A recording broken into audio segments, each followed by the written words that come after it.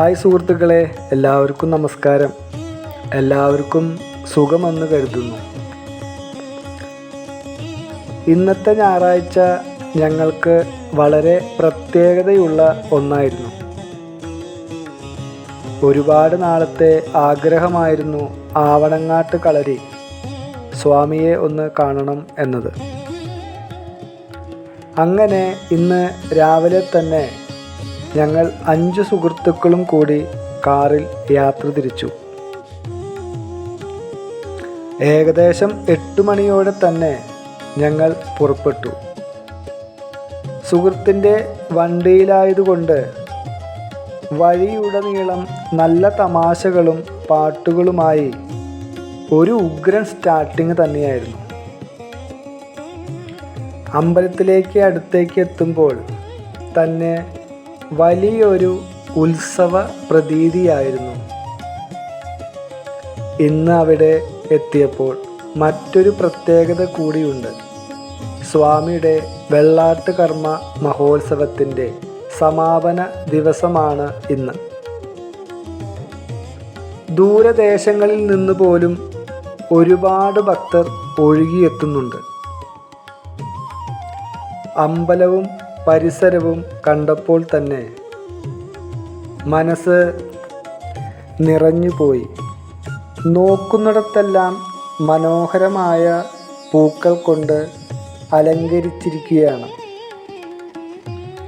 ഓരോ തൂണിലും ഓരോ മൂലയിലും അത്രയും ഭംഗിയോടെയാണ് പൂക്കൾ വിരിച്ചിരിക്കുന്നത്. തിരക്കും വരി നിൽക്കുന്നതും നിങ്ങൾ ഈ കാണുന്നത് പോലെ വലിയൊരു ജനത്തിരക്കാണ് അവിടെ ഉണ്ടായിരുന്നത്.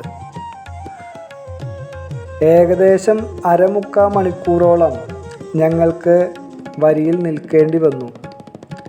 എങ്കിലും ആ ആത്മീയ അന്തരീക്ഷവും ചെണ്ടമേളത്തിൻ്റെ ഒച്ചയും ഒക്കെ കേട്ട് നിൽക്കുമ്പോൾ സമയം പോയത് അറിഞ്ഞില്ല.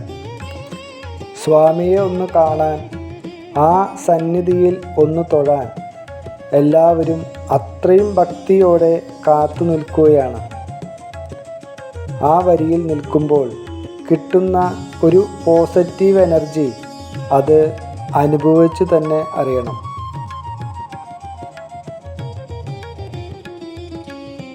അങ്ങനെ ഒടുവിൽ ഞങ്ങൾ സ്വാമിയെ കണ്ടു, തൊഴുതു. ഇത്രയും നേരം വരി നിന്നതിൻ്റെ ക്ഷീണമൊന്നും ആ നിമിഷം തോന്നിയില്ല. മനസ്സിന് വലിയൊരു ആശ്വാസവും സമാധാനവും തോന്നി. വെള്ളാട്ടുകർമ്മ മഹോത്സവത്തിൻ്റെ ആ ചൈതന്യം നേരിട്ട് അനുഭവിക്കാൻ കഴിഞ്ഞത് വലിയൊരു പുണ്യമായി കരുതുന്നു.